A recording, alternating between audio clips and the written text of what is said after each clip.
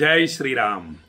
అగ్రపీఠమునందు వెలసిన ఆగమార్థ విచారిడి శీఘ్రముగవరమ్ములిత్తువు శ్రీగిరి భ్రమరాంబిక.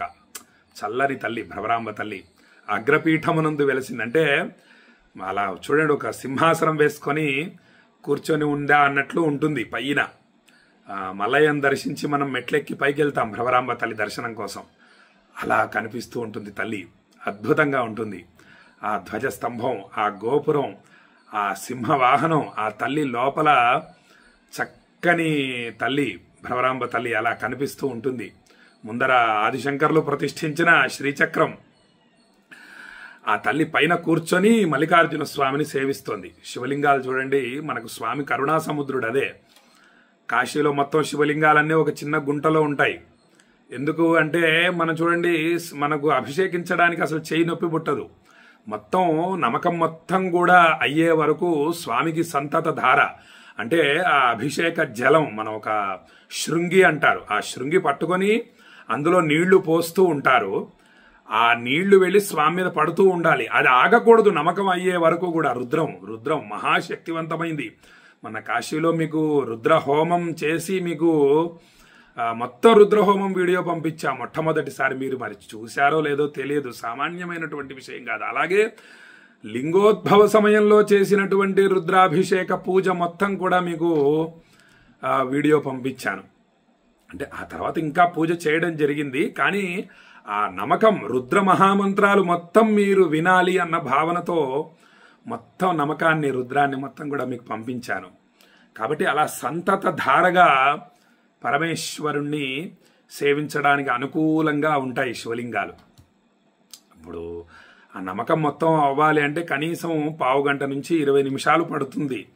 అంతసేపు శివలింగం కొంచెం ఎత్తులో ఉందనుకోండి, చెయ్యి ఇలా పట్టుకోవాల్సి వస్తుంది, చెయ్యి లాగేస్తూ ఉంటుంది. కానీ కాశీలో ఆ ఇబ్బంది ఉండదు. ఒక చెయ్యి నొప్పి పుడుతుంటే మన మనస్సు వెంటనే చెయ్యి మీదకి వచ్చేస్తుంది, అబ్బా చెయ్యి లాగుతుందని. కానీ అదే అలా మనం ఇలా పట్టుకొని ఉన్నప్పుడు మన చెయ్యి కానీ ఏ ఇబ్బంది లేదనుకోండి, మన మనస్సు శివలింగం మీదనే, శివుడి మీదనే లగ్నమై ఉంటుంది. మనశ్చేన్న లగ్నం గురోరంగ్రి పద్మే తతఃకిం తతఃకిం తతఃకిం తతఃకిం. ఈ వాక్యం అనుకుంటూ ఉండాలి, మన మనస్సు స్వామి మీద లగ్నం అవ్వాలి. కాబట్టి అమ్మవారి అగ్రపీఠమునందు పైన ఉండి మల్లికార్జున స్వామిని సేవిస్తూ ఉంటుంది తల్లి. అటువంటి భ్రమరాంబ తల్లి వెలిసిన శ్రీశైల పుణ్యక్షేత్రం నుండి భక్తులందరినీ ఆశీర్వదిస్తూ ఈరోజు ఒక అద్భుతమైనటువంటి శ్లోకాన్ని మరియు అనంతమైన జ్ఞానాన్ని తెలియజేస్తాను. ఆ శ్లోకంలో ఇమిడి ఉన్నటువంటి అనంతమైన జ్ఞానాన్ని. అమంత్రం అక్షరం నాస్తి, మంత్రం కాని అక్షరం లేదు. ప్రతి అక్షరం కూడా మంత్రమే. మొత్తం స్వామివారు డమరుకాన్ని వాయించారు, మ్రోగించారు, అందులో నుంచి వచ్చినవే ప్రతి అక్షరం. కాబట్టి మంత్రం కాని అక్షరం లేదు. కాబట్టి మనం జాగ్రత్తగా ఉచ్చరించాలి, మాటల్ని జాగ్రత్తగా ఉపయోగిస్తూ ఉండాలి. మనకి శివమానస పూజలో కూడా మనకు ఒక శ్లోకం ఉంది. ఆత్మాత్వం గిరిజామతి పరిజనా ప్రాణా శరీరం గృహం పూజాతే విషయోపభోగరచన నిద్రా సమాధి స్థితి సంచార పదయో ప్రదక్షిణ విధి స్తోత్రాన్ని సర్వాగిరో యద్యత్ కర్మ కరోమి తత్తదఖిలం శంభో తవారాధనం. స్వామి, నేను మాట్లాడేటటువంటి ప్రతి మాట కూడా మంత్రాలుగా భావించు. నేను మామూలుగా నా నిత్యకృత్యానికి వేసేటటువంటి అడుగులన్నీ కూడా నీకు చేసేటటువంటి ప్రదక్షిణలు. నేను ఈ శరీరం అలసిపోవట చేత విశ్రాంతి తీసుకుంటాను. ఆ తీసుకున్నటువంటి విశ్రాంతి ఏదైతే ఉందో ఆ నిద్రా సమాధి స్థితి, నిద్ర సమాధిగా భావించవలసింది అని చెప్పి మనం భావించాలి. అసలు ఆ విధంగా భావించాలి. రేపు ఉదయం స్వామిని సేవించటం కోసం ఈరోజు నేను నిద్రపోతున్నాను అన్న భావనతో నిద్రపోవాలి. స్వామికి నైవేద్యం పెట్టడం కోసం నేను కూరగాయలు తీసుకురావటం కోసం వెళుతున్నాను.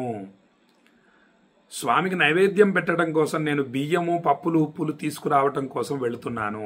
ఆ స్వామికి నివేదించిన ప్రసాదాన్ని నేను స్వీకరిస్తున్నాను అన్న భావనతో మనం అడుగులు వేయాలి. అప్పుడు అది తపస్సు అయిపోతుంది.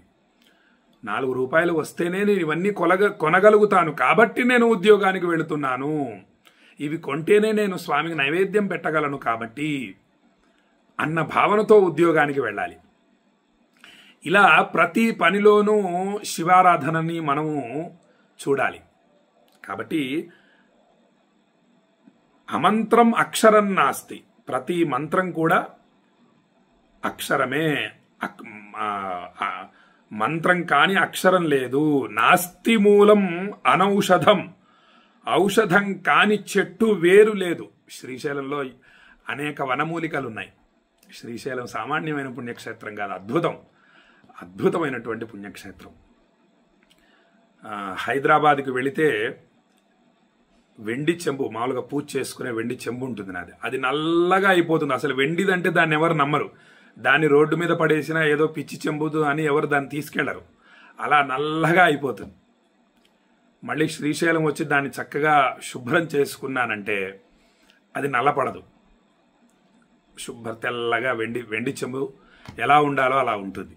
దాన్ని జాగ్రత్తగా బీరువాలో పెట్టుకోవాల్సిందే. బయట ఉంటే దాన్ని ఎవరైనా తీసుకెళ్లే అవకాశం ఉంటుంది. కాబట్టి శ్రీశైలంలో అనేక వనమూలికలు ఉన్నాయి. ఒక శ్రీశైలం అనే కాదు, ఔషధం కాని చెట్టు వేరు లేదు. ఏ చెట్టు వేరైనా సరే దివ్య ఔషధమే. పనికిరాని మనిషి లేడు, అయోగ్య పురుషో నాస్తి. ప్రతి మనిషి కూడా ఏదో ఒక టాలెంట్ ఉంటుంది, ఏదో ఒక గొప్పతనం ఉంటుంది ప్రతి మనిషిలోనూ. దాన్ని మనం గుర్తించగలగాలంతే, దాన్ని ఉపయోగించుకోవాలి. నా దగ్గరికి సేవ చేయడానికి వస్తారు. స్వామి మీ దగ్గర ఏదన్నా మాకు ఆధారం కల్పించండి అని వస్తే, వాళ్ళ యొక్క టాలెంట్ని బట్టి వాళ్ళతో నేను పని చేయిస్తూ ఉంటాను. మీరు ఈ పని చేయండి, ఇది మీకు ఈ పని మీరు చేయగలుగుతారు అని. వృద్ధులు వచ్చినా కూడా వాళ్ళకి ఏదో ఒక జీవనాధారం కల్పిస్తూ ఉంటాను నేను. అంటే ఏదో నా గొప్పతనం అని కాదు, ఊరికే తెలియజేస్తున్నాను అంతే. ప్రతి మనిషిలోనూ ఒక గొప్పతనం ఉంటుంది. వదులుకోకూడదు ఎవరిని కూడా. అబ్బే నువ్వు పనికిరావు వెళ్ళిపో అనకూడదు. దీనికి పనికి రావడం లేదు, సరే చూద్దాం ఈ పనికి ఏమన్నా ఉపయోగిస్తాడేమో చూద్దాం అని వాళ్ళ అర్హతను బట్టి మనము వాళ్ళతో సేవ చేయించుకుంటూ వాళ్ళ జీవితాన్ని కూడా ధన్యం చెయ్యాలి. పాపం ఆధారం లేక ఎంతమంది ఆకలి బాధతో ఇబ్బంది పడుతూ ఉన్నవాళ్ళు ఉన్నారు. కాబట్టి మనము ఆశ్రయం కల్పించాలి. ఒట్టిగా డబ్బులు ఇవ్వటం కాదు, ఏదో ఒక చిన్న సేవ, వాళ్ళకి ఒక పని కల్పించి ధనాన్ని అందిస్తూ ఉండాలి. కాబట్టి పనికిరాని మనిషి అంటూ ఎవ్వరూ లేరు ఈ భూమి మీద. అయోగ్య పురుషో నాస్తి, యోజక తత్ర దుర్లభ. వీటిని ఉపయోగించుకునేవాడే లభించటం లేదు. జాగ్రత్తగా గమనించి వీటిని ఉపయోగించుకోవాలి. అలా ఉపయోగించుకునే వాళ్ళు చాలా తక్కువ మంది ఉంటారు. ఎవరినైనా ఉపయోగించుకోగలగాలి. మంత్రం కాని అక్షరం లేదు, ఔషధం కాని చెట్టు వేరు లేదు. ఆ చెట్టు గొప్పతనం తెలిసి ఉండాలి, ఆ వేరు గొప్పతనం తెలిసి ఉండాలి. కొన్ని చెట్లు ఉంటాయి, బదనిక అంటారు. అంటే వేప చెట్టుకి చాలా పురాతనమైనటువంటి చెట్టుకి బదనిక అని ఒకటి ఉంటుంది. అది చాలా గొప్పది, అది ఆయుర్వేదం వాళ్ళకి తెలుస్తుంది. కాబట్టి కొంతమంది చూడండి, అబ్బాబ్బా ఉత్తరేణి చెట్టు ఎంత విశేషం అంటూ ఉంటారు. వాళ్ళకి దాని గురించి తెలుసుకున్నారు కాబట్టి. అలాగే ఆయుర్వేదంలో అనేక దివ్య ఔషధాలు ఉన్నాయి, వాటి గొప్పతనం అనంతంగా ఉంటుంది, వాటి పేర్లు కూడా అద్భుతంగా ఉంటాయి. కాబట్టి వాటి గురించి చిన్నవన్నా తెలుసుకోవాలి. అన్నీ మనం ఆయుర్వేదం వైద్యులం అయిపోలేం మనం కూడా. వాటి గురించి మెంతులు ఎంత గొప్పవి. రాత్రి కాసిని నానబెట్టి ఉదయాన్నే కాసిని మింగేసేయాలి, తిని కాస్త నమిలి, లేదా నమలలేకపోతే అలా మింగినా సరే. అవి ఎంత గొప్పవి మెంతులు. కాబట్టి వాటిని మనము గ్రహించగలగాలి. చిన్నవి మనం ఆలోచన చేసి వాటిని స్వీకరిస్తూ ఉండాలి. కేవలం ఈ టాబ్లెట్లే మింగుతూ ఉండకూడదు. కొన్ని అద్భుతమైనటువంటి ఔషధాలు ఉంటాయి, నేను వాటిని గమనిస్తూ కాస్త స్వీకరిస్తూ ఉంటాను, శరీరానికి అందిస్తూ ఉంటాను నేను. కాబట్టి పనికిరాని మనిషి అంటూ లేడు, వీటిని ఉపయోగించుకునేవాడు చాలా తక్కువ మంది ఉంటారు. ఒక్కసారి ఆ శ్లోకం చెప్పి ముగించేస్తాను. అమంత్రం అక్షరం నాస్తి మూలం అనౌషధం, అయోగ్య పురుషో నాస్తి, యోజక తత్ర దుర్లభ అని మనం భ్రమరాంబ తల్లి అనుగ్రహంతో ఈరోజు ఒక అద్భుతమైనటువంటి శ్లోకాన్ని తెలుసుకున్నాము. ఈ శ్లోకాన్ని, భ్రమరాంబ తల్లి మహిమను మీ బంధుమిత్రులందరికీ షేర్ చేసి తెలియజేయండి అని చెప్పి భక్తులకు తెలియజేస్తూ సెలవు తీసుకుంటున్నా. జై శ్రీరామ్. రేపు మల్లయ్య పాదపద్మాలు పట్టుకొని ఇంకొక అద్భుతమైనటువంటి శ్లోకాన్ని తెలియజేసే ప్రయత్నం చేస్తాను అని చెప్పి భక్తులకు తెలియజేస్తూ సెలవు తీసుకుంటున్నా. జై శ్రీరామ్. విశ్వనాథాయ మంగళం, విశ్వనాథాయ మంగళం, విశ్వనాథాయ మంగళం.